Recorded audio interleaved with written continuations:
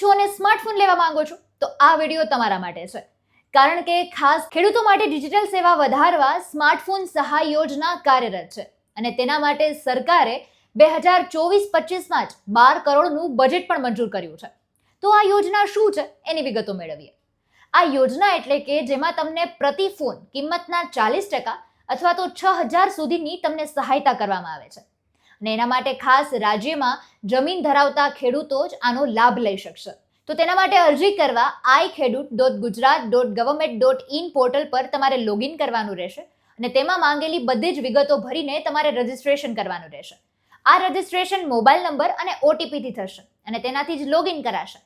Bank, જમીનની વિગતો તેમાં તમારે ભરવાની રહેશે અને અરજી મંજૂર થાય એટલે તેના 30 દિવસની અંદર જ તમારે ફોનની ખરીદી કરવાની રહેશે અને એની જે પ્રિન્ટ આવે છે એ પ્રિન્ટ તમારે કાં તો ગ્રામ સેવક અથવા તો તાલુકા અમલીકરણના જે અધિકારી છે તેની સમક્ષ રજૂ કરવાની રહેશે.